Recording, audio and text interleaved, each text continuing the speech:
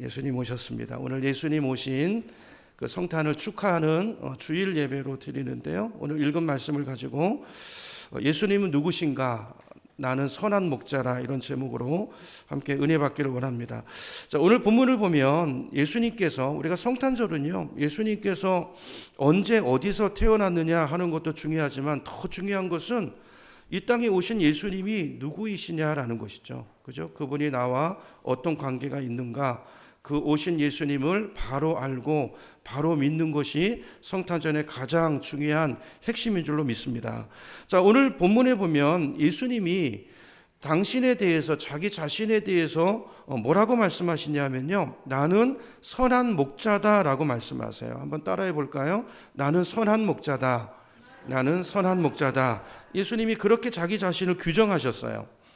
우리가 인생을 살면서 사람들을 평가할 때, 저 사람은 참 좋은 분이다, 이렇게 우리가 느끼고 말하는 사람들이 있잖아요. 뭐 많지는 않지만 그런 분들이 있죠. 분명히 우리 가운데 주변에 있습니다. 우리 옆에 계신 분에게 한 번 더 이렇게 인사해 볼까요? 옆에 계신 분에게, 형제님, 자매님은 참 좋은 분이십니다, 이렇게 한번 인사하겠습니다. 우리 자매님은, 권사님은 참 좋은 분이십니다. 혹시 아닐지라도 그렇게 믿고, 될 줄로 믿고 이렇게 인사하겠습니다. 저는 우리 예수 믿는 사람들이요, 교회 안에서뿐만 아니라 세상 속에서, 직장 속에서, 만나는 사람들과의 관계 속에서 이런 말을 들어야 된다고 생각해요. 그래야 예수를 바로 믿는 것이죠. 자, 근데 오늘 본문을 보면 우리 예수님께서는요, 당신이 스스로 자신을 가리켜서 나는 선한 목자다, 이렇게 말씀하세요. 여러분, 사람이 이런 말을 하면 그건 교만이죠, 교만. 근데 예수님께 선하다는 말이 교만일 수 있을까요? 아니죠. 그분은 완전한 분이시기 때문에, 예수님의 사랑은, 그분의 선하심은 끝이 없으시기 때문에 주님 이름 앞에 어떤 좋은 수식어들을 갖다 붙여도 그걸로 설명이 되지 않습니다. 결코 지나치지가 않아요.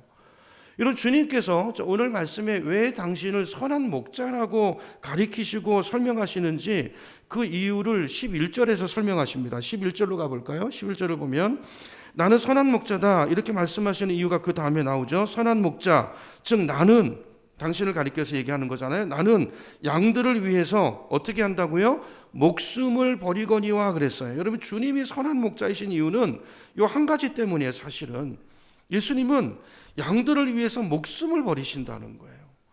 다시 말해서 예수님의 양이 누굽니까? 저와 여러분이잖아요. 저와 여러분을 위해서, 저와 여러분의 구원을 위해서, 저와 여러분에게 생명을 주시되 풍성히 주시기 위해서 당신의 목숨을 스스로 내어주신 것입니다. 오늘 말씀해 보면 이런 예수님 같은 선한 목자와 대조되는 다른 목자가 또 나오죠. 누굽니까? 본문에 싹군 목자가 나와요. 싹군 목자, 그죠? 근데 싹군 목자는 어떻게 하죠? 자기 목숨 때문에 양을 버리고 도망갑니다. 선한 목자이신 예수님은 양들을 위해서 목숨을 버리지만, 싹군 목자는 자기 목숨을 부지하려고 양을 버리고 도망간다는 거예요. 전 우리 예수님이 선한 목자가 되신다는 것이 얼마나 생각할 때마다 감사한지 몰라요. 그렇죠? 이 말씀을 묵상하는데 지난 주간에 마치 주님이 저에게 1대1로 이 말씀을 통해서 이렇게 말씀하시는 것 같았어요. 11절 말씀, 나는 선한 목자라.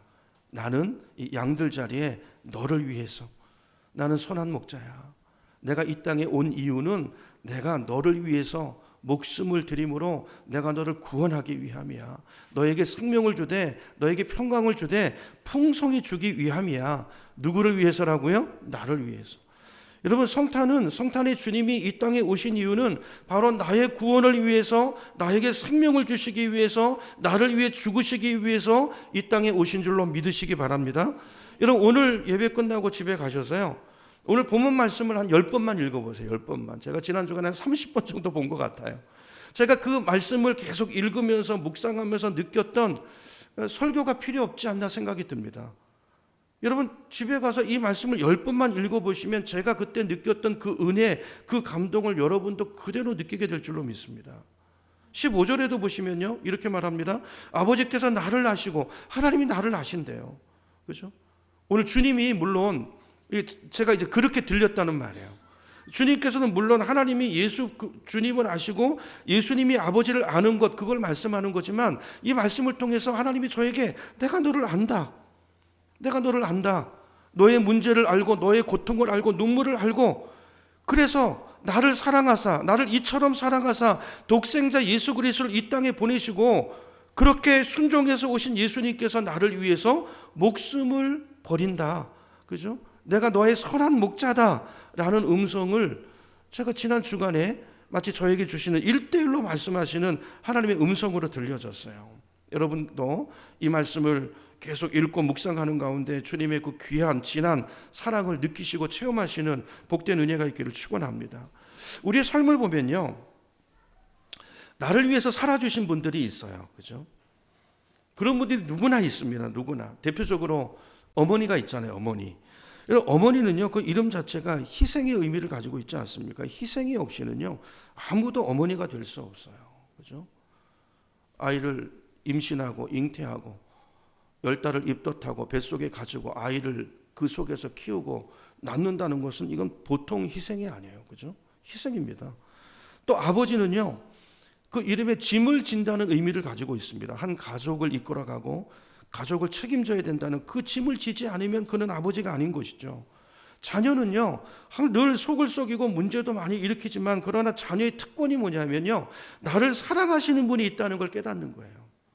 이유 없이 무조건적으로 나를 사랑하시는 누군가가 내 삶에 있다는 것을 깨닫는 것, 이것이 자녀가 갖는 특권인 줄로 믿습니다. 자, 그런데 마찬가지로 하나님의 자녀가 된 저와 여러분에게는요, 육신의 부모와는 비교할 수 없는 놀라운 더 큰 사랑이 우리에게 주어져 있다는 거예요. 그 사랑이 누구의 사랑입니까? 바로 하늘 아버지의 사랑인 줄로 믿습니다.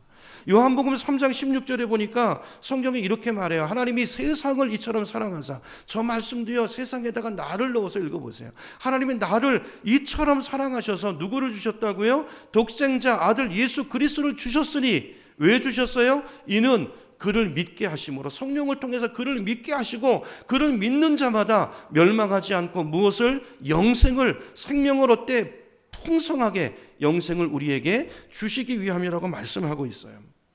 여러분, 이 사랑으로 인해서 예수님이, 독생자 예수 그리스도가 이 땅에 오신 것입니다. 그렇게 오신 예수님이 오늘 본문에서 뭐라고 말씀하세요? 나는 너를 위하여 목숨을 버리노라, 이렇게 말씀하세요. 나를 위해서 목숨을 주신다는 것입니다. 여러분, 오늘 성탄을 맞아서, 성탄 주일을 맞아서 우리가 꼭 생각하고 묵상하고 마음에 새겨야 될 점이 있어요. 이거예요. 예수님이 나를 위해 오셨다는 것입니다. 나를 위해 오셔서 나를 위해 고난받으시고 나를 위해 십자가에 죽으시고 나를 위해 다시 사시고 그걸로 끝이 아니고 하나님 보좌 우편에 앉으셔서 지금도 나를 돌보시고 보호하시는 그 주님의 사랑, 그렇죠?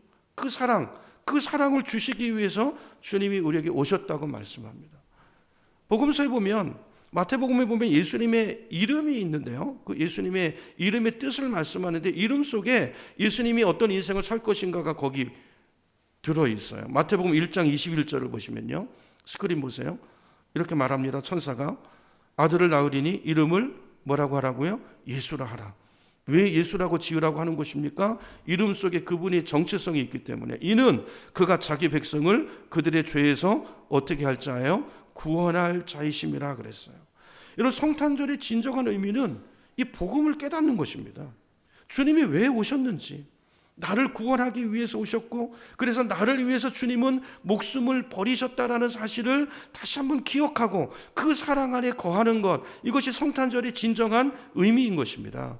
여러분, 금년 성탄이 우리가 이 사실을 분명히 깨닫고 주님과 내가 친밀한 이런 1:1의 관계 속에 들어가는, 주님이 2000년 전에 베들레헴에 오신 것이 중요한 것이 아니라 주님이 지금 내 안에 오셔야 되는 거예요. 내 안에 태어나셔서 나의 구주가 되시고 그분이 나의 생명이 되시고 나의 부활이 되시는 이런 관계가 맺어지는, 내 안에 임하시는 금년 성탄이 이런 복된 성탄이 되기를 축복합니다. 이게 크리스마스의 의미예요. 여러분, 크리스마스라는 단어는요, 이게 합성어입니다. 크라이스트라는, 크리스라는 단어랑 마스는 예배라는 뜻이에요. 예배. 그죠? 그러니까 그리스도를 알고 그분이 누구심을 알고 그분을 예배하는, 그게 진정한 성탄이거든요. 진정한 성탄. 그래서 진정한 성탄은요, 주님이 내 안에 오셔서 주님이 왜 오셨는가가 깨달아지고, 그렇구나. 날 구원하기 위해서.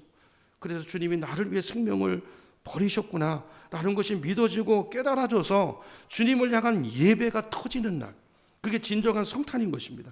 그게 없으면 성탄절은요 그냥 선물이나 주고받고 먹고 마시는 노는 날에 불과한 거예요. 여러분, 이번 성탄이 죄인과 하나님의 은혜가 사랑이 만나는 나의 성탄절이 되기를 축원합니다. 누구의 성탄절이 아니라, 할로데이 공휴일이 아니라 나의 성탄절, 내 신앙 고백이 있는 성탄절이 돼야 돼요. 여러분, 이걸 깨닫는 사람은 주님이 나를 위해서 오셨고 나를 위해서 죽으셨군요, 이걸 분명히 아는 사람은요 그 다음에 다른 반응이 나와요. 그 반응이 뭘까요? 그걸 보여주는 성경 말씀이 요한복음 9장 말씀이에요. 우리가 오늘 10장을 읽었는데요, 10장의 의미, 오늘 예수님께서 왜 당신을 선한 목자라고 소개하셨는지를 바르게 깨달으려면 그 배경이 되는 9장으로 가서 봐야 됩니다. 9장. 주님께서 이 말씀을 왜 하셨을까요? 이 말씀을 누구에게 1차적으로 주기를 원하셨던 걸까요? 우리 9장으로 가서 보겠습니다. 9장에 가서 보시면, 자, 9장 처음부터 보시면요, 9장 전체가 날 때부터 맹인된 사람을 고치시는 장면이에요. 그리고 나서 오늘 본문이 있는 것입니다. 그죠? 9장 1절부터 보시면 날 때부터 맹인된 사람이 나오고요. 그 다음에 또 어떤 사람들이 나오냐면 바리새인들, 유대인들, 종교인들이 나와요.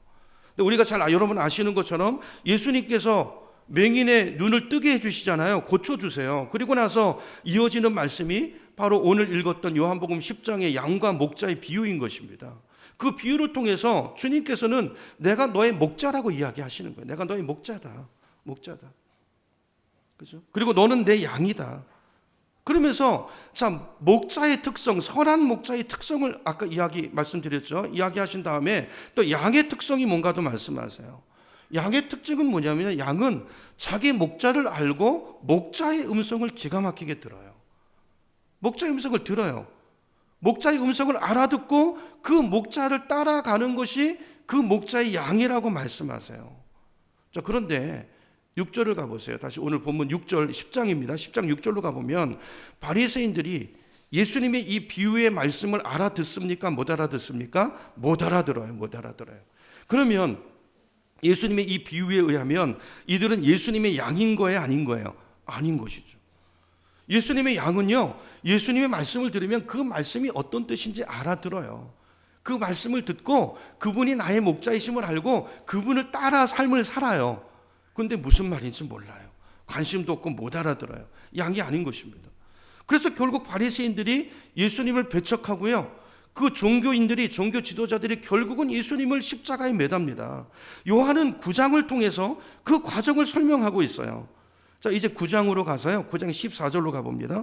9장 14절에 가보면 주님께서 맹인을 고치시는데 맹인을 언제 고치십니까? 안식일에 고치세요. 하필 안식일에. 그래서 바리새인들 사이에서, 이들은 율법주의자들이잖아요. 그래서 예수님이 안식일 날에 고쳐 그것이 올무가 돼가지고요 논쟁이 일어나요. 그들 사이에서. 16절로 가봅니다. 9장 16절에 보면, 자, 바리새인 중에 어떤 사람은 말하되 이 사람이 안식일을 지키지 아니하니 하나님께로부터 온 자가 아니라 하며, 또 어떤 사람은 말하되 아니 죄인이라면 어떻게 이런 기적을 행하겠어? 이러면서 서로 의견이 갈려요. 분쟁이 있었다고 요한이 기록하고 있습니다. 안식일에 병을 고친 걸 보면 율법을 안 지키니까 죄인인 것 같고, 근데 또 기적이 나타나는 것을 보면 또 하나님께로부터 온 자가 만든 것 같고, 헷갈리는 거예요. 그래서 과연 예수를 누구로 봐야 되냐라는 문제를 가지고 그들 가운데 많은 분쟁과 논란이 있었다는 것입니다. 그래서 18절로 가보시면, 띄엄띄엄 볼게요. 18절로 가보시면 유대인들이 도저히 예수가 그리스도라는 게 믿어지지 않아가지고 부모를 불러요. 부모를 불러서 저거 사기치는 거 아니야? 날 때부터 맹인 고친 거 맞아? 뻥 아니야? 이래가지고 부모를 불러요. 19절 물어봅니다. 이는 아이를 가리키는 거죠. 이는 너의 말에 맹인으로 났다 하는 너의 아들이냐? 아들이 맞냐? 그러면 지금은 도대체 어떻게 해서 보게 되는 것이냐? 질문을 해요. 취재를 하는 거죠. 취조를. 그러니까 20절에 부모가 이렇게 대답합니다. 이 사람이 우리 아들인 것과 날 때부터 맹인이었던 것이 확실합니다. 그걸 내가 압니다. 맞다, 그 말이죠. 그리고 21절에 보니까 그렇지만 지금 어떻게 해서 얘가 보게 되었는지, 또 누가 그 눈을 뜨게 했는지 거기까지는 우리가 모르겠습니다. 이렇게 말해요. 그러면서 아이가 다 컸으니까 나에게 묻지 말고 걔한테 물어보세요. 이렇게 대답을 합니다. 근데 22절로 가보세요. 22절에 보면 부모가 이렇게 말했던 이유를, 부모가 알고 있었으면서 왜 이렇게 말했을까요? 그 이유를 요한이 이렇게 설명해요. 22절입니다.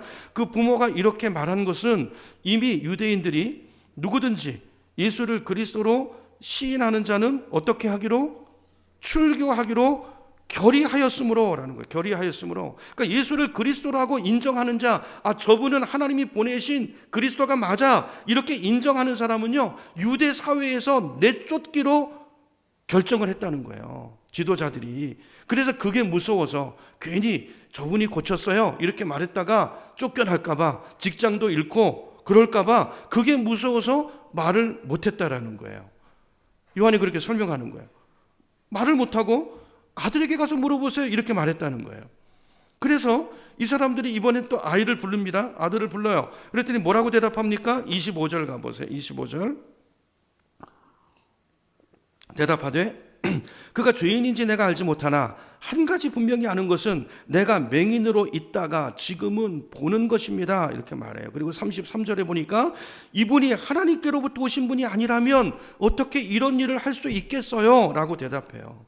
무슨 말입니까? 아니, 이분이 내게 하신 일을 당신들이 모른단 말입니까?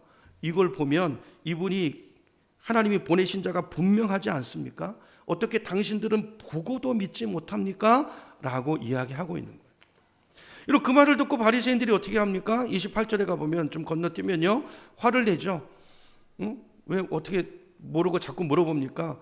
예수님의 제자가 되고 싶습니까? 그랬더니 뭐야? 그러고 벌떡 화를 내요. 본문에 보니까 욕했다고 되어 있습니다. 욕하여 이르되, 그리고 34절에 보니까 이 맹인을 어떻게 해버립니까? 출교해버려요. 쫓아내버립니다. 근데 중요한 것은 이 다음부터예요. 그 다음이에요. 맹인이 출교당했다라는 이야기를 주님이 들으시고 어떻게 하시죠? 그를 찾아오세요. 그리고 그를 만나서 질문하십니다. 네가 인자를 믿느냐? 질문하세요. 여기 인자는 누구를 가리키는 거죠? 우리 인간을 구원하기 위해서 인간의 몸을 입고 이 땅에 오실 하나님의 아들이죠. 구약에 예언된 하나님의 아들, 그 인자가 있음을, 인자가 하나님의 약속대로 오실 것을 너는 믿느냐? 그 말이에요. 믿느냐? 그러니까 뭐라고 말합니까? 맹인이 36절에 가보세요. 주님, 그가 누구십니까? 지금까지 이 사람은요, 예수님을 능력 있는 선지자 정도로 알고 있는 거예요. 그죠? 네가 인자를 믿느냐? 선지자 정도가 아니라 하나님의 아들, 그분이 우리를 구원하기 위해서 인간의 몸을 입고 이 땅에 오실 거라는 그 사실을 믿느냐? 그 약속을 믿느냐? 그 말을 듣고 주님, 눈이 번쩍 뜨이죠. 그가 누구십니까? 내가 믿고 싶습니다. 저 믿고 싶어요. 그랬을 때 주님이 37절에 이렇게 말씀해요. 네가 그를 보았거니와 지금 너와 말하는 자 누구예요? 내가 곧 그니라 그러셨어요. 그니라. 아멘. 여러분, 이 순간에 맹인이었다가 육의 눈을 뜨게 된 이 사람의 영의 눈이 활짝 열리게 된 줄로 믿습니다. 육의 눈만 뜨게 된 게 아니라 영의 눈을 뜨고 주가 그리스도이심을, 예수 그가 하나님의 아들이심을 분명히 보고 믿게 됐다는 거예요. 여러분, 예수님이 누구신지를 분명히 보고 깨닫게 된 사람은 반드시 한 가지를 하게 되어 있습니다. 그게 뭘까요? 38절 보세요. 38절. 이르되 주여 내가 믿나이다 하고 뭐 하는지라 되어 있습니까? 뭐 했다고요? 절하는지라 그랬어요. 여기 절했다는 것이요, 원문에는 또 영어 성경에도 보면요, 월십이라고 번역됐어요. 월십. 예배했다는 거예요. 경배했다는 거예요. 여러분, 주님이 예수가 누구신지를 알면 그 누구도 그 앞에 서 있을 수 없어요. 그분의 영광 앞에 엎드려주고 그분을 경배하고 예배하는 자가 될 줄로 믿습니다. 여러분, 내 인생에 이게 일어나야 돼요. 내 인생에. 예배는 억지로 하는 것이 아닙니다. 주님을 바라보는 그 눈이 열려지고 그분을 깨닫고 그분을 보게 되면 그분의 임재 앞에 내 전 존재가 엎드려지는 거예요. 그리고 그분을 나의 왕으로 경배하며 찬양하는 찬양이 내 중심에서부터 터져 나오는 것입니다. 여러분, 이게 성탄이야. 이 성탄이 내 인생에, 나의 성탄이 우리 삶에 반드시 있어야 된다는 거예요. 반드시. 절기로서의 성탄이 아니라, 우리가 즐기는 공휴일의 성탄이 아니라 이 역사가 내 삶에 일어날 때, 나의 성탄이 있을 때, 그것이 성탄으로서의 의미가 있는 거예요. 그죠? 그러므로 오늘 본문의 이 맹인에게는요, 지금 이 순간이 그의 첫 번째 크리스마스인 것입니다. 크리스마스 뜻이 뭐라고요? 크라이스트. 그리스도라는 말이에요. 그리스도. 마스가 뭐라고요? 예배란 말이에요. 마스, 예배. 그죠? 첫 번째 크리스마스. 그리스도를 알고 그분을 예배하는 그 인생의 첫 번째 크리스마스였어요. 이날 깨달은 거죠. 아, 그렇구나. 나를 고치신 그분이 예수, 그가 바로 하나님이 보내신 인자이시구나, 그리스도이시구나 라는 것을 깨닫는 그 순간 영의 눈이 활짝 열려서 그분 앞에 무릎 꿇고 경배하는 이 순간이 그의 성탄절이에요. 그의 성탄절. 저와 여러분에게도 이 나의 성탄절이 있기를 축복합니다. 자, 그런데 이런 맹인과 대조되는 사람들이 나오죠. 바리새인들이요. 여러분, 이 사람들은 예수님을 받아들였습니까? 거절했습니까? 거절했어요. 왜 거절했죠? 그들은 영적인 맹인이기 때문이라는 거예요. 그게 9장 하반부에 보면 그 얘기를 쭉 설명하고 있어요. 맹인이기 때문에, 영적인 눈이 가려져 있기 때문에 예수가 그리스도라는 것을 보지 못하고 깨닫지 못하기 때문에 예배할 수가 없죠. 미친놈이야 저거. 십자가에 매달았던 것입니다. 여러분, 예수님이 하나님이시라는 것을, 그가 그리스도라는 것을 모르면 12월 25일은 성탄절이 아닌 것입니다. 모르면 그 인생의 크리스마스는 없는 거예요. 그에게 성탄절은 주님을 예배하는 크리스마스가 아니라 그냥 공휴일이고 해피 할러데이인 거예요. 지금 세상은 점점 이 성탄절을 해피 할러데이, 미국에서 성탄절이란 말 못 쓰게 해요. 여러분 아시나요? 그런 말 못 쓰게 해요. 해피 할러데이, 즐거운 공휴일, 노는 날, 그런 날이에요. 그런 날이에요. 여러분, 그렇다면 예수님이 태어나시던 때로 돌아가서 예수님이 마국간에 태어났을 때 이 아기 예수님을, 마국간에 오신 아기 예수님을 그리스도로 알고 깨닫고 예배했던 사람들이 그때 당시에 있었을까요? 없었을까요? 있었습니까? 없었습니까? 있었죠. 모르세요? 왜 모르시는 것처럼 다 그래? 있었잖아요. 누가 알았어요? 엄마 마리아도 알았고 요셉도 알았고, 그죠? 엘리사벳도 알았고, 또 누가 알았습니까? 동방 박사들이 알았잖아요. 그 사실을 알고 멀리서 왔어요. 멀리서 뭐 하러 왔죠? 와서 뭐 했죠? 동방 박사들이 마태복음 2장 11절 보여주세요. 마태복음 2장 11절. 2장 11절 보니까 동방 박사들이에요. 집에 들어가 아기 누굽니까? 아기 예수와 그의 어머니 마리아가 함께 있는 것을 보고 어떻게 했다고요? 엎드려 아기께 뭐하고? 경배하고 그리고 보배합을 열어서 황금과 유향과 몰약을 예물로 드렸습니다. 여러분, 영의 눈이 열려서 예수가 누구인지를 보는 사람은 그 앞에 엎어지게 돼 있어요. 그 앞에 엎드려져서 그 예수를 경배하게 되어 있습니다.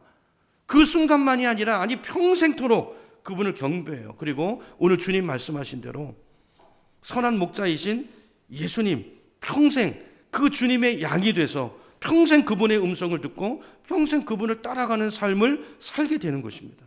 그 시작점이 크리스마스인 거예요. 성탄절인 거예요. 여러분, 이게 나의 성탄이 분명히 있는 성도들의 삶인 거예요. 점검해 보세요. 여러분의 삶에 이런 경배가 있습니까? 이런 경배가 있으세요? 정말 이런 경배. 보배합을 열어 나의 가장 중요한 것을 드리는, 그죠? 예배는 그분을 가치 있게 높이는 거잖아요. 그죠? 내 생명과도 바꿀 수 없는 그 예수, 그 사랑, 그분을 경배합니까? 그분을 위한 헌신이 있고 그분을 향한 사랑이 있습니까? 그분의 음성을 듣습니까? 그분이 나의 선한 목자가 돼서 그분을 따라 살고 있습니까? 점검해 봐야 돼요. 이게 누구에게 있는 일이에요? 이런 일은 나의 성탄절이 있는 사람, 그 역사가 내 심령에 예수가 온 사람, 왕으로 태어난 그 심령에게 일어나는 변화이고 성화의 모습들인 것입니다. 자, 오늘 본문 다시 17절 18절로 가보시면 예수님께서 나는 너를 위해 목숨을 버린다라고 말씀하시면서 그 죽음의 의미를 설명하세요. 그 죽음이 결코 비극이 아니라는 것을 말씀하십니다. 17절입니다. 내가 내 목숨을 너를 위해 버리는 것은 뭐라고 되어 있습니까? 그것을 내가 다시 얻기 위함이니 나는 죽음이 끝이 아니다.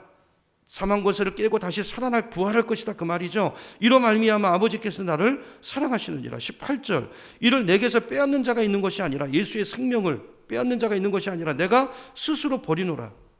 왜 스스로 버리죠? 우리를 구원하기 위해서. 우리 죄값을 치르시는 죽음이잖아요. 그래서 자원해서 스스로 목숨을 버리시는 것입니다. 지불하시는 것입니다. 그리고 이렇게 말씀하세요. 나는 버릴 권세도 있고 다시 얻을 권세도 있으니 이 계명, 이 약속은 누구에게서? 내 아버지에게서 받았노라. 무슨 말입니까? 주님이 죽으신 이 날은 비극의 날이 아니고 역사의 전환점이 일어난 날이라는 거예요. 주님은 모든 죄인에게 당신의 생명을 주시기 위해서, 소망을 주시기 위해서 이 땅에 오셨고, 우리를 위해 죽으셨고, 다시 사셨고, 우리를 위해서 다시 오실 거라는 거예요. 다시 사셔서 빠뜨렸어요, 제가. 하나님 보좌 우편에 앉으셔서 우리의 선한 목자가 되셔서 우리의 삶을 지키시고 이끌어 주시다가 다시 이 땅에 오실 거라는 거예요. 무엇을 말합니까? 여러분, 예수님은 십자가에 죽으심으로 2000년 전에 한번 내가 너 사랑해, 잘 살아, 이렇게 한번 사랑을 표현하고 빠이빠이 끝내고 가신 것이 아니라 그분은 다시 사셨고 하나님 보좌 우편에서 성령을 우리 안에 보내시고 지금도 우리와 함께 동행하시면서 우리를 지키시는 선한 목자가 되어주신다는 거예요. 주님이 나는 선한 목자다라고 하는, 그러므로 이 말씀은요, 영원한 현재인 것입니다. 영원한 현재예요. 영원한 현재예요. 영원한 현재예요. 지금도, 어제도, 지금도, 내일도 예수님은 나의 선한 목자가 되셔서 언제까지요? 세상 끝날까지.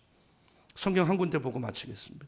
시편 121편 스크린에 없을 거예요. 네, 지금 생각나서 시편 121편을 한번 찾아보겠습니다. 시편은 구약 성경 한 가운데쯤 딱 여시면 시편이 나와요. 시편 121편 위에 페이지로 보시면 897쪽쯤에 있습니다. 제가 가진 성경으로. 자, 시편 121편 몇 절부터 보시냐면요, 5절부터 볼게요. 5절부터 3절부터 보겠습니다. 찾으셨죠? 시편 121편. 예, 스크린에 나왔습니다. 예, 스크린에 나왔어요. 예, 3절부터 제가 읽을게요. 여호와께서 누구를? 나를. 여러분, 나로 읽으세요. 나를 실족하지 아니하게 하시며 나를 지키시는 이가 졸지 아니하시리로다. 이스라엘을 지키시는, 나를 지키시는 이는 졸지도 아니하시고 주무시지도 아니하리로다. 여호와는 나를 지키시는 이시라. 여호와께서 내 오른쪽에서 내 그늘이 되시나니 낮에 해가 너를 상하게 하지 아니하며 밤의 달도 나를 해치지 아니하리로다. 여호와께서 나를 지켜 모든 환난을 면하게 하시며 또 내 영혼을 지키시리로다. 여호와께서 나의 출입을 지금부터 언제까지요? 영원까지 지키시리로다. 아멘. 여러분, 이 믿음으로 사시길 축원합니다. 이게 오늘 예수님이 주신 말씀이에요. 나는 선한 목자다. 그건 영원한 현재라고 말했죠. 지금부터 언제까지? 영원까지 우리를 지키시고 이끄시고 보호하시고 천국까지 이끌어 가시는 그분이 선한 목자이신 줄로 믿습니다. 이런 평생을 맹인으로 살았던, 오늘 이제 요한복음 9장에 이제 맹인에 대한 이야기 다음에 10장에 나는 선한 목자라는 주님의 말씀을, 가르침을 주셨잖아요. 근데 실제로 우리 역사 가운데 맹인으로 살았던 페니 크로스비라는 분이 계세요. 이분이 쓴 수없이 많은 찬송가들이 있는데요, 그 중에 하나가 찬송가 384장에 나의 갈 길 다 가도록 이라는 찬송인데요, 그 가사를 제가 한번 1절을 제가 읽겠습니다. 그 찬양이 있죠. 한번 보세요. 나의 갈 길 다 가도록 예수 인도하시니.